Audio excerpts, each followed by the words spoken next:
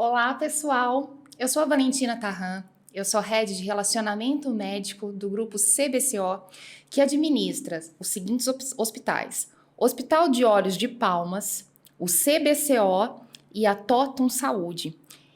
Temos este hospital, Hospital de Olhos de Palmas, né, aqui no Tocantins, e os outros dois, CBCO e Totum Saúde, em Goiânia, Goiás.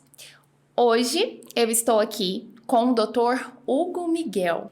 A gente vai falar um pouquinho sobre a carreira dele, a história da vida dele e também sobre catarata, uma patologia bem recorrente, né, na saúde ocular. Vamos tirar algumas dúvidas a respeito dessa doença, doutor, e falar também sobre a sua trajetória na medicina e na oftalmologia. Mas antes disso, eu peço para que você se inscreva no nosso canal, clicando no botãozinho vermelho que aparece na sua tela e também ative as notificações, clicando num sininho que aparece aí embaixo do vídeo para que você não perca nenhuma das novidades do nosso canal.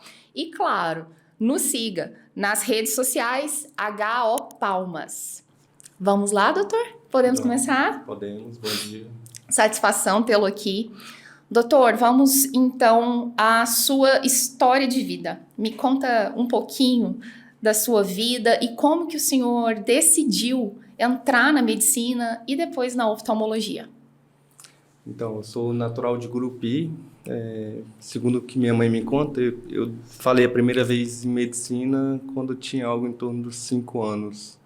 E eu não sei o motivo específico, né? Mas eu mantive essa ideia na minha mente e, enfim, decidi cursar. E é uma carreira que é muito prazerosa, gratificante, né? Traz muitas recompensas, né? Em relação ao convívio com os familiares, com os pacientes. Então quer dizer que o senhor sempre foi apaixonado por medicina? Sempre. Na verdade, meu pai era caminhoneiro, então só tinha duas opções, ou estudava ou virava caminhoneiro, né? E como todo caminhoneiro, o caminhoneiro não quer que o filho vire caminhoneiro, né? Então, meu pai me proporcionou essa oportunidade de poder estudar, desenvolver e escolher uma carreira mais tranquila. Entendi. E o senhor fez medicina aqui no Tocantins? Isso, eu cursei medicina na Universidade Federal do Tocantins, sou da terceira turma. Em Gurupi tinha uma faculdade, porém, ainda tem, né, uma faculdade, porém particular. E aí fui para Goiânia, fiquei em Goiânia um período estudando e depois consegui ingressar na UFT.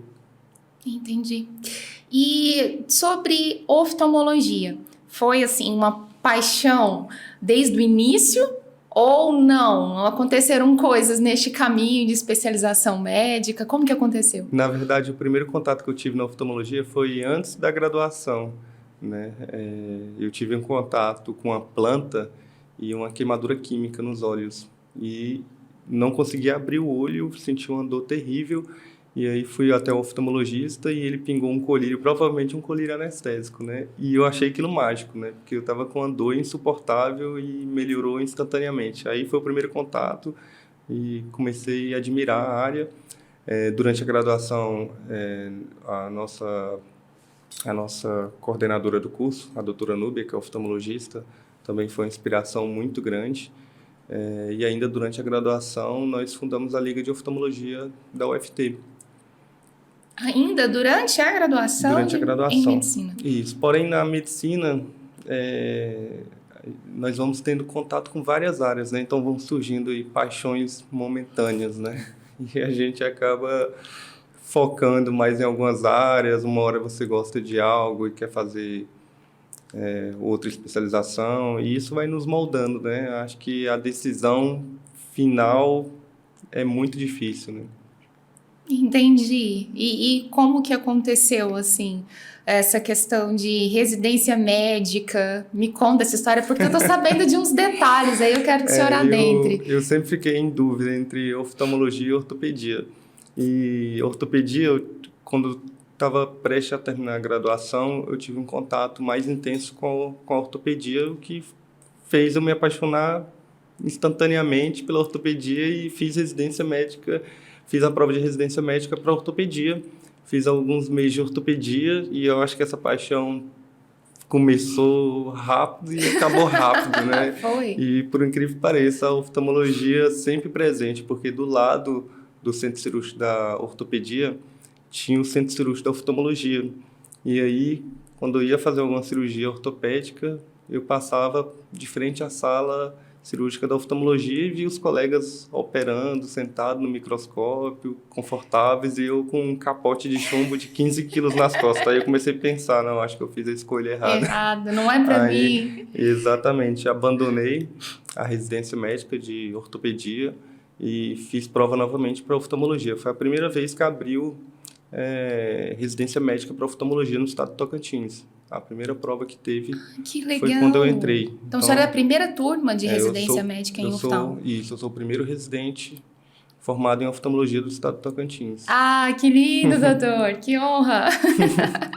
E aí, durante essa residência, aí houve identificação. Aí falou, não, agora eu estou na área certa. A partir do primeiro dia eu já fiquei apaixonado, sabia que era que era a escolha certa. E de lá para cá, cada dia a paixão aumenta, né? A oftalmologia realmente é a paixão da minha vida. Entendi. Em termos profissionais. Né? E existe dentro desse universo da residência de oftalmologia a instância do fellowship, onde o médico pode se especializar ainda mais, né, em um campo, em uma abordagem clínica específica, né? E o senhor chegou a ser fellow de uma subespecialidade, digamos assim, de oftalmo. A residência médica em oftalmologia, ela dura 3 anos. Né? Depois que você termina esses 3 anos, você está apto a exercer a oftalmologia em todas as áreas da oftalmologia que você se sente seguro, né? Então, durante a residência, você sai já operando catarata, operando pterígio, às vezes fazendo cirurgia de glaucoma, fazendo o tratamento clínico das demais áreas, né? Porém, após esses 3 anos, eu fiz mais um ano de né, de fellow em catarata. Então, foquei mais na catarata, mas ainda atendo a oftalmologia geral, né?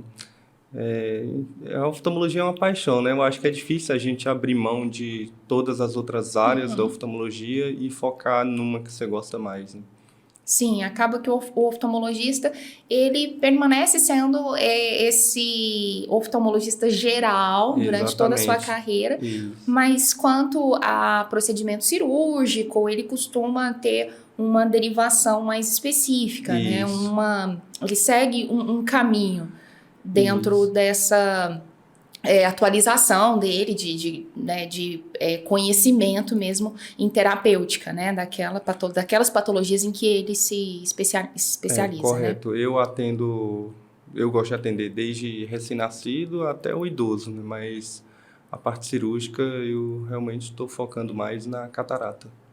E que bom tê-lo agora no corpo clínico do HOP. Doutor, vamos então entender um pouquinho mais sobre catarata, porque é uma doença que chama a atenção de todos justamente porque ela parece ser muito recorrente. É como se todo mundo um dia fosse ter esse encontro com a catarata, né? A gente tem a ideia de que é mais adiante, quando a gente já se sente idoso, já se vê idoso, que a catarata aparece. É isso mesmo? É certo dizer que a catarata é uma patologia de idosos ou não? Fala pra gente sobre isso. É certo em parte, né? Porque a maior incidência de catarata realmente é na população idosa, a partir dos 60 anos, né? Que é a catarata mais comum, a catarata senil. Porém, a catarata pode aparecer em qualquer faixa etária. Inclusive, a pessoa pode nascer com catarata, no caso da catarata congênita, né? Ou pode apresentar catarata em algum momento da vida, antes dos 60 anos, devido a um trauma ou devido a doenças pré-existentes, né? Como no caso das cataratas traumáticas ou das cataratas secundárias, alguma doença, por exemplo, diabetes, né? Entendi. Doutor, quando a gente fala de catarata, como que ela acontece no olho? O que é a catarata em si?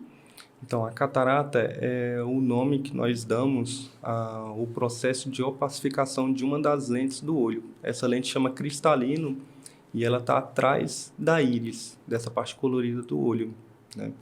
Então, o que ocorre é uma perda dessa transparência ao longo dos anos ou por diversos fatores, né, como tabagismo, diabetes, que pode fazer essa perda de transparência ocorrer mais cedo, e a isso que nós damos o nome de catarata. Na antiguidade, a gente estranha um pouco esse nome, né, catarata, mas na antiguidade isso era descrito como água nos olhos, né? E como o termo catarata refere-se à queda d'água, né? Por isso tem as cataratas do Iguaçu, aí tornou-se esse nome o nome da patologia, né?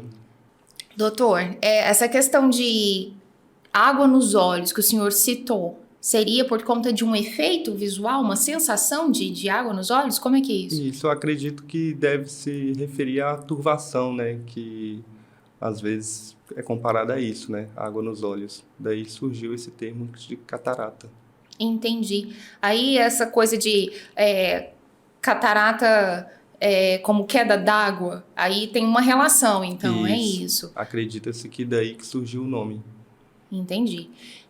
Doutor, quais são os principais sintomas? Como que uma pessoa pode desconfiar que está com catarata? O que acontece, né, com a visão dessa pessoa? A catarata mais comum, que é a catarata senil, geralmente o paciente chega referindo que está enxergando embaçado ou que está tendo que trocar o óculos frequentemente, as cores não estão vivas, mas isso progride com o decorrer do tempo, né? À medida que a catarata vai avançando, o paciente vai além da perda de contraste e de enxergar as coisas mais embaçadas, ele vai perdendo muita acuidade visual. Então, o paciente pode, inclusive, enxergar apenas vultos ou enxergar apenas percepção luminosa, dependendo do grau da catarata, né? Mas cataratas iniciais, a queixa mais comum é de um embaçamento, como se fosse uma névoa tampando a visão e que não melhora com óculos. Durante a própria consulta oftalmológica, nós notamos isso na refração. Na hora de refinar o grau do paciente, ele escolhe o melhor grau, mas ele fala que é bom, mas poderia melhorar um pouco mais. E aí isso levanta a suspeita da catarata. E como o senhor havia dito, geralmente no público dos 60 a mais, é isso? Isso, essa é a catarata mais comum, né? A catarata senil. Entendi. Né? Que surge, que é um processo natural do próprio envelhecimento do olho, né? Assim como a pele envelhece, o cabelo fica branco, eu costumo falar para os meus pacientes que catarata é igual cabelo branco. Todo mundo vai ter um dia, né? Alguns têm aos 60 anos, outros que têm uma genética melhor, uma alimentação mais saudável, hábitos de vida mais saudáveis, vão ter, por exemplo, aos 80, aos 90 anos. Entendi. Catarata é hereditária ou não, doutor? Assim, existe uma coisa relacionada a isso? Ela aparecer mais cedo por conta de um sinal hereditário, alguma coisa nesse sentido? A catarata congênita, que é a catarata que surge no nascimento ou até o primeiro ano de vida, ela pode ser hereditária. Porém, a catarata mais comum, que é a catarata senil, ela não é hereditária, mas existe alguns fatores hereditários que podem fazer essa catarata senil avançar mais rápido ou surgir um pouco mais cedo. Por isso, uma das perguntas que eu acho importante durante a consulta é perguntar com que idade os pais do paciente operaram de catarata. Isso vai dar para a gente um norte de mais ou menos quanto que esse paciente pode necessitar de uma cirurgia de catarata. Entendi. Doutor, tem alguma relação entre a catarata e alimentação ou a diabetes? Tem alguma relação? Tem sim. A catarata é um dos fatores que faz ela surgir mais cedo é o estresse oxidativo, né? Então, no caso da diabetes, os altos níveis glicêmicos, eles favorecem esse surgimento dessa opacificação da lente, né, do cristalino mais cedo. Outros fatores como tabagismo, dieta pobre em antioxidantes, vitamina C, também podem favorecer o surgimento da catarata mais cedo. Entendi. Doutor, o senhor falou de catarata congênita e falou de catarata senil. Existem outros tipos de catarata ou é basicamente isso? Não, existem outros tipos, né? Então, além da catarata congênita e da catarata senil, a catarata senil, no caso, é o tipo de catarata mais comum, que é um processo natural do envelhecimento do cristalino, né? Além dessas, existe a catarata traumática, e quando a gente se refere à catarata traumática, não quer dizer só um trauma perfurante no olho, né? Mas traumas contusos, exposição à radiação, pacientes que quimioterapia ou radioterapia também pode desenvolver catarata, além da catarata traumática, também tem a catarata secundárias a algumas doenças, né? Como, por exemplo, o caso da diabetes, colesterol alto, também são fatores que podem favorecer o surgimento de catarata mais cedo. Esse tipo de catarata a gente chama de catarata secundária, que também ocorre em doenças inflamatórias do olho, como no caso as uveites. Entendi. Então, é um diagnóstico mais amplo, né? A gente tem que investigar bastante para entender o que pode ter ocasionado esse surgimento da catarata quando é uma pessoa mais nova, por exemplo, e que chega até o consultório médico com esses sintomas, né? E isso, quando a gente atende uma pessoa mais nova com catarata, sempre tem que se pensar, por exemplo, numa catarata secundária, né? Em algum processo inflamatório ou alguma doença pré-existente que favoreceu o surgimento dessa catarata numa idade mais precoce. Compreendi, doutor. A gente também costuma ver uma associação entre catarata e glaucoma. Por que que isso acontece, doutor? E fala pra gente um pouquinho sobre a diferença entre catarata e glaucoma e por que que às vezes as duas patologias são associadas. O paciente, ele vê muito falar tanto de glaucoma quanto de catarata, né? O motivo é simples. Primeiro, a catarata é a causa mais comum de cegueira no mundo, né? Porém, é a causa mais comum de cegueira reversível, ou seja, o paciente com catarata, ele opera e volta a enxergar. Já o glaucoma é uma doença que é a principal causa de cegueira irreversível no mundo. Ou seja, depois que ele ficou cego, não tem como mais recuperar a visão. O tipo de cegueira é bem diferente. A catarata ela vai opacificando os meios ali, tornando tudo menos transparente, mais opaco. Já o glaucoma ele causa uma cegueira lenta também, né? Só com a cegueira de campo visual. O paciente vai tendo uma espécie de afunilamento do campo visual. Ele vai perdendo a visão periférica e ficando só com a visão central. Além dessa diferença, a catarata ela pode predispor ao glaucoma, né? Alguns tipos de catarata ela pode favorecer o surgimento de glaucoma. O glaucoma em si, assim como eu te perguntei da catarata, né? O glaucoma em si é o que, doutor? O que acontece no olho quando se tem glaucoma? O glaucoma é uma doença do nervo óptico, né? Do nervo que leva todas as informações que a retina capta para o cérebro, né? Então, é uma neuropatia óptica, onde o principal fator de risco é a pressão do olho mais alta que o normal. Porém, muitas das vezes a gente vê o paciente associar glaucoma com pressão do olho alto. Isso não ocorre em 100% dos casos, tanto que existe glaucoma de pressão normal. E geralmente é uma doença que não causa sintoma nenhum. A pressão do olho é um pouquinho acima do normal e a perda visual do paciente ocorre no decorrer de vários anos, né? Podendo ocorrer em décadas. E como uma perda lenta e uma perda de campo visual, a visão central é a última a ser perdida. Então, isso atrapalha muito o diagnóstico, porque o paciente não tem essa percepção dessa mudança na visão, né? Ou seja, para ele perceber o sintoma que é causado na visão, o dano já teria que estar bastante avançado. E esse é o grande problema do glaucoma. É uma doença que a gente não consegue reverter o dano que ele já teve na visão e no nervo óptico, né? A gente só consegue estabilizar a doença, seja por meio do uso de colírios, ou laser, ou cirurgia, dependendo do grau do glaucoma. Entendi. O senhor me falou aqui de colírio, laser, então eu já estou pensando sobre a terapêutica da catarata, né? Como que acontece aí a gama, o leque de opções de tratamento para a catarata, doutor? Nós vemos muitos pacientes comentarem isso, né? Se tem algum colírio que resolva a catarata, eu acho que esse é o sonho de todos os pacientes, né? Não serem submetidos a uma cirurgia oftalmológica, né? Mas atualmente o único tratamento disponível e eficaz para a catarata é a cirurgia, né? Não existe nenhum outro tratamento comprovado que funcione, que reverta essa opacidade do cristalino, a não ser o procedimento cirúrgico. E esse procedimento cirúrgico, ele é um dos procedimentos mais antigos da medicina, né? Datam aí de 1000 anos antes de Cristo, já eram realizados procedimentos Caramba, doutor, é mesmo? Exatamente, ainda rudimentares, né? Eles perfuravam o limbo, que é essa parte entre a córnea e a esclera, essa parte branca do olho, e ali eles, com um objeto pontiagudo, luxavam o cristalino para a cavidade vítrea, ou seja, empurrava aquela lente que estava opaca para dentro do olho, né? O paciente voltava a enxergar, melhor do que antes, porém não era uma visão boa, né? Não mesmo, E, né? Porque e tinha esse corpo inserido. isso ocasionava uma série de complicações depois, né? Sim, Mas era algo que o custo-benefício da época, né? Era o que tinha sim. disponível. No decorrer dos anos, essa cirurgia foi avançando bastante e ela teve um avanço muito grande durante a Segunda Guerra Mundial, onde um piloto de uma aeronave foi atingido por estilhaços da própria cabine, né? E esses estilhaços se alojaram dentro do olho desse piloto. E um médico inglês acompanhou esse piloto e observou que esses fragmentos eles eram inertes, eles não tinham qualquer reação inflamatória dentro do olho. Então, a cirurgia de catarata nessa época ela já existia, mas o paciente ficava sem lente. A partir dessa observação, começou-se os estudos para a implantação da lente intraocular.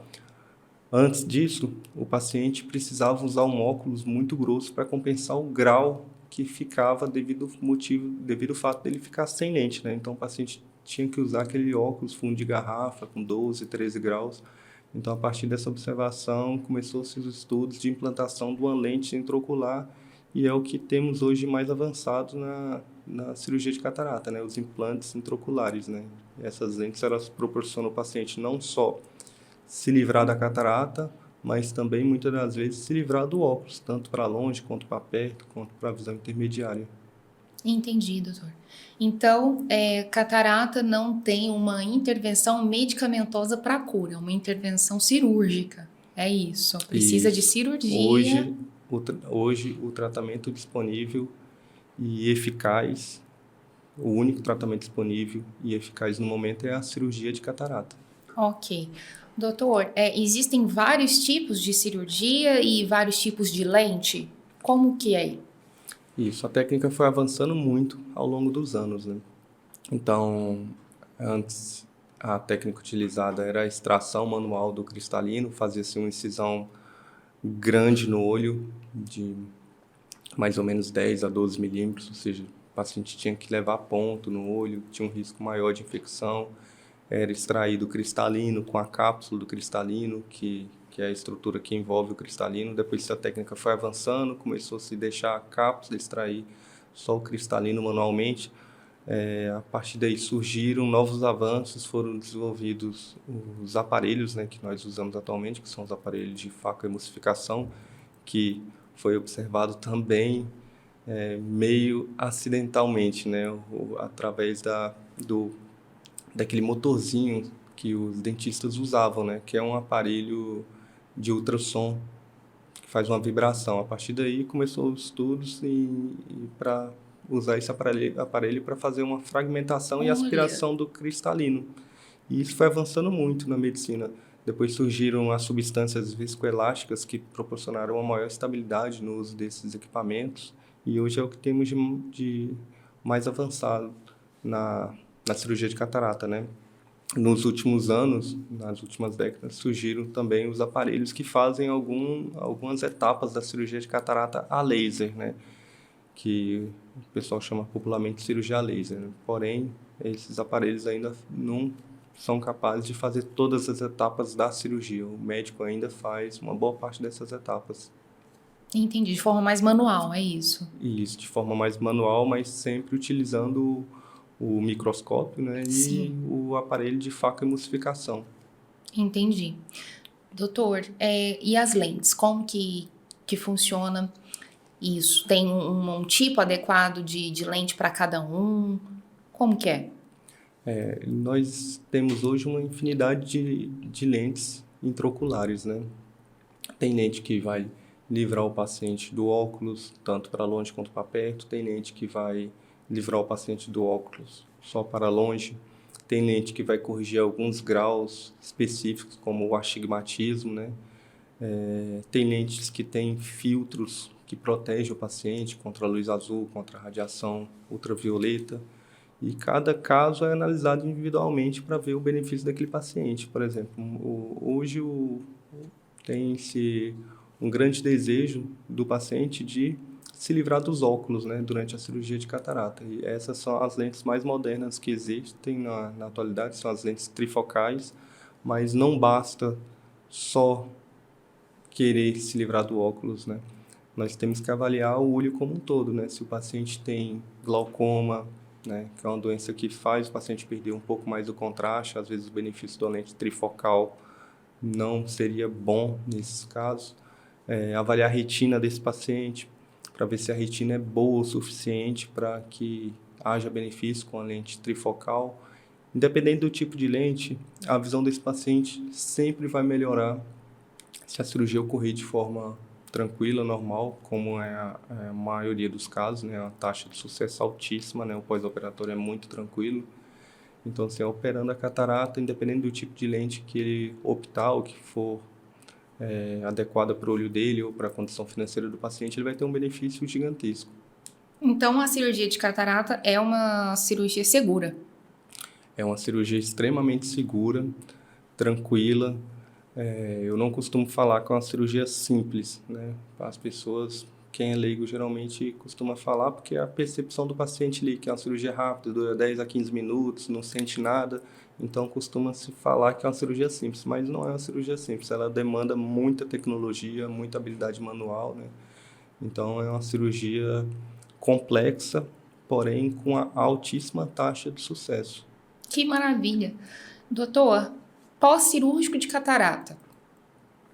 O pós-cirúrgico é bem tranquilo. O paciente já, em alguns casos, imediatamente após a cirurgia, ele pode já notar essa melhora da acuidade visual. No dia seguinte, a maioria dos pacientes já relatam a melhora da acuidade visual. Claro que depende muito do grau da catarata. Por isso que nós sempre devemos buscar, orientar o paciente a sempre operar num período mais adequado, né? Quando a catarata não está tão avançada. Quanto mais avançada é a catarata, maior é o tempo de recuperação do olho para atingir aquela acuidade visual boa, né? Então, no Brasil e na Índia, e nos países subdesenvolvidos, nós notamos isso. Existe uma fila gigantesca, uma demanda altíssima quanto à cirurgia de catarata. Os pacientes eles acabam sendo operados, principalmente no SUS, muito tardiamente. Então, só termos estatísticos, nós realizamos em torno de 500 mil a 600 mil cirurgias de catarata por ano no Brasil. Só que também surgem em torno de 500 mil a 600 mil novos casos de catarata por ano. E esses últimos anos de pandemia, né, como a cirurgia é uma cirurgia eletiva, foi uma das áreas que foi Mais afetada. grandemente afetada pelas questões aí envolvendo a pandemia. Então, houve-se um acúmulo gigantesco de casos de catarata nesses últimos anos. Entendo, por isso as filas são tão extensas? Exatamente, por isso nós temos essa demanda altíssima, né? A formação também do cirurgião de catarata é uma formação que demora, é uma curva longa de aprendizado, né? Então, é uma cirurgia que a demanda é gigantesca. E qualquer paciente que desenvolver catarata vai precisar de uma cirurgia de catarata e provavelmente nos dois olhos, né? Então, cada paciente vai precisar de 2 cirurgias, né? No pós-cirúrgico, doutor, quais são os cuidados específicos que o paciente tem que ter? Nós sempre pedimos para os pacientes manter um repouso relativo, não exercer atividade física durante os primeiros dias, né? Eu gosto de orientar também o paciente não dormir do lado do olho que operou por mais ou menos 7 dias, pingar os colírios de forma adequada, manter a higienização das mãos, evitar contato externo, né? Principalmente em ambientes que tem aglomeração. Alguém pode estar, por exemplo, com uma infecção no olho, você pega na mão daquela pessoa, o seu olho acabou de ser operado, e aí pode se desenvolver uma infecção mais grave no olho recém-operado. O paciente sente dor? Não, a cirurgia é indolor, tá? O método anestésico mais comum de ser feito é o uso de colírios tópicos durante o procedimento, e para não ter aquela experiência ruim de ver a cirurgia, o paciente lá acordado, ver até aquela percepção que alguém está mexendo no olho dele. Sim. É feito-se uma sedação para o paciente adormecer ali o período que dura a cirurgia. Fica né? mais tranquilo, né? Isso, de 10 a 15 minutos. Ele acorda e tem aquela sensação prazerosa de que não sentiu dor, não viu nada. Compreendi, doutor. Doutor, agora sobre prevenção da doença. Tem como prevenir a catarata? É possível? Quais são as medidas? O termo mais adequado eu acho que nem é prevenir, mas retardar, né? Porque é um processo natural do próprio envelhecimento do nosso olho, né? Do cristalino. E existe como retardar isso. Como que a gente retarda? Evitando os fatores de risco. Usando óculos de sol para se proteger da radiação ultravioleta, tendo uma alimentação balanceada, rica em vitamina C, ter o controle de algumas doenças pré-existentes, como a diabetes, né? Não usar colírios sem indicação médica. Nós temos uma relação muito importante com o uso de colírios com corticoide, né? E outras medicações contendo corticoide, o surgimento de catarata. E essas medicações elas favorecem o surgimento de catarata mais precocemente, né? O tabagismo também é um fator importante no surgimento da catarata. Então, evitar o tabagismo, praticar atividade física, são esses fatores que podem retardar o início, o surgimento da catarata. Compreendi. Agora falando de uma forma mais abrangente, como o senhor enxerga o papel do médico oftalmologista na sociedade? Quais as dicas que o senhor entende que são importantes de serem repassadas para a sociedade de forma geral a respeito da saúde ocular?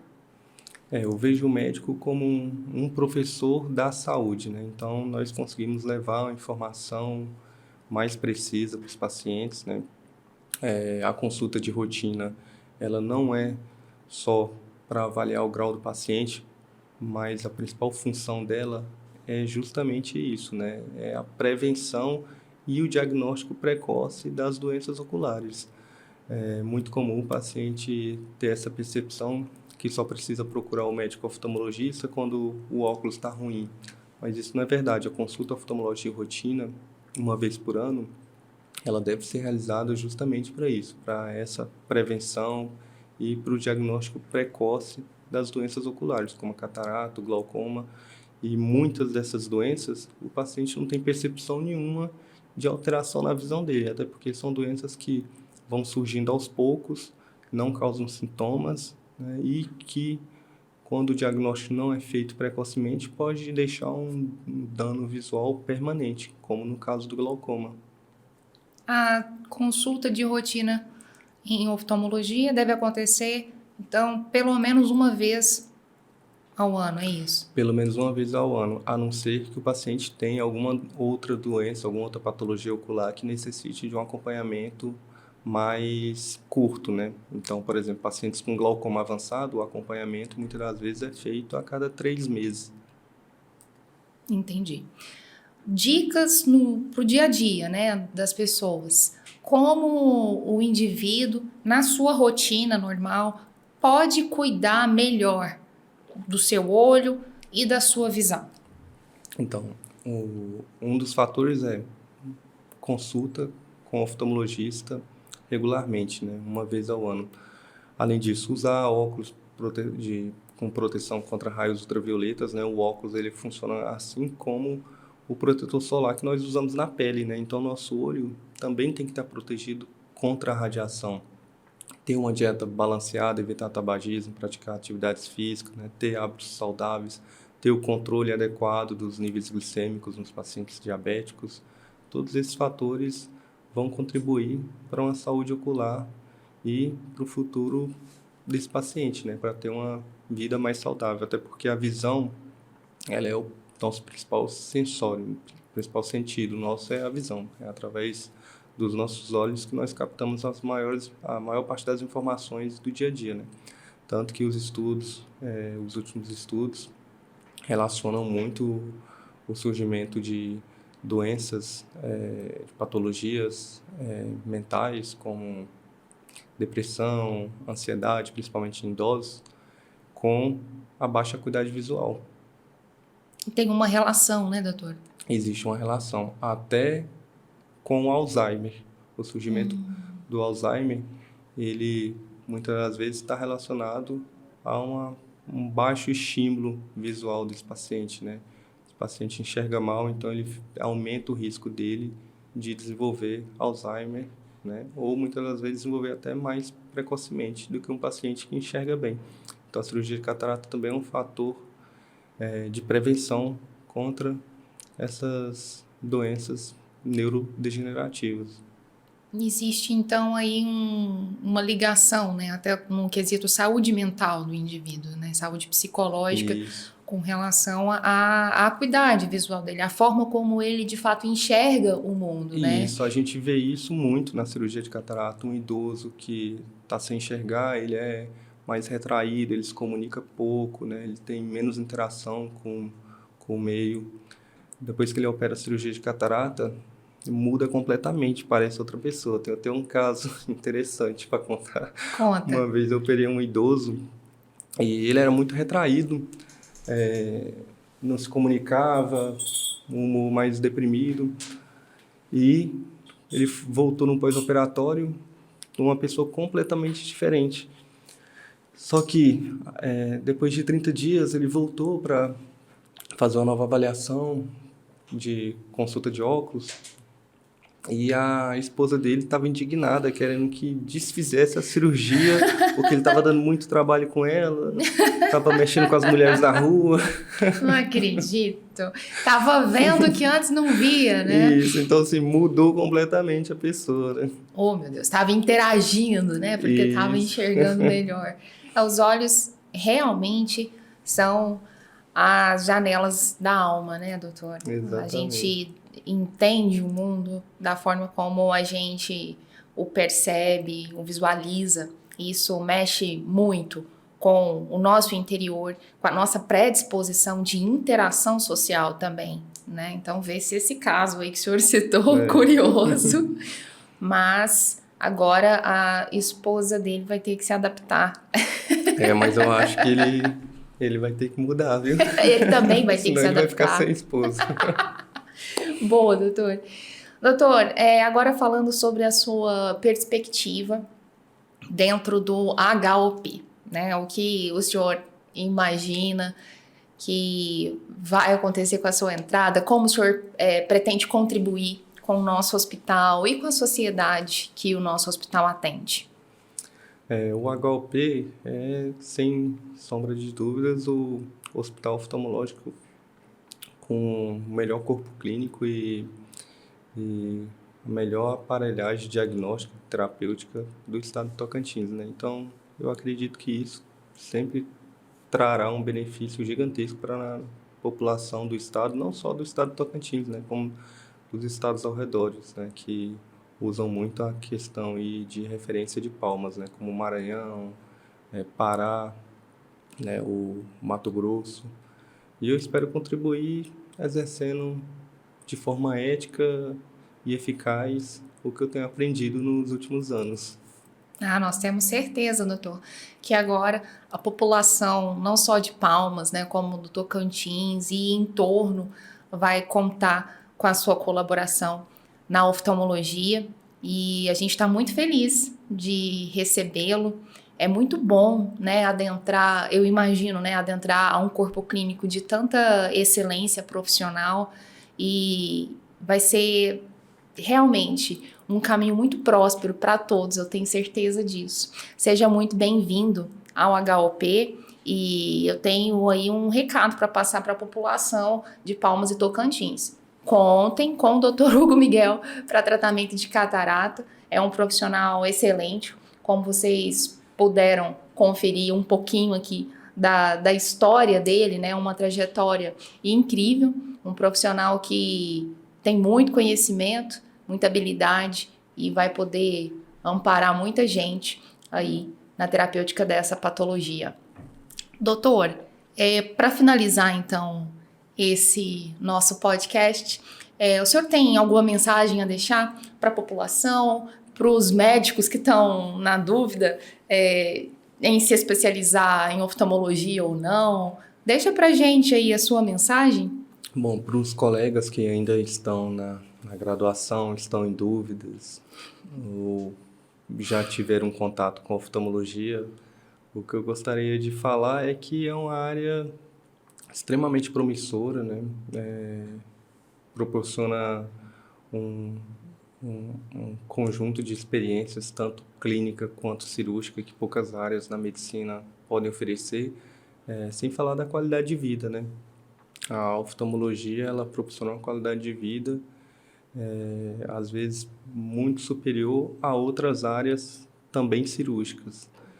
O pessoal geralmente tem um pouco de receio com olhos, né?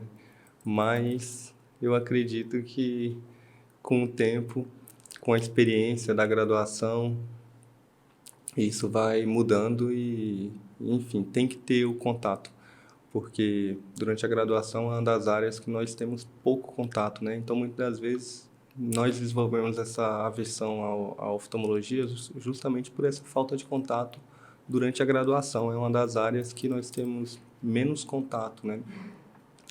Então, acredito que isso é um fator primordial para se conhecer e fazer a decisão correta, né?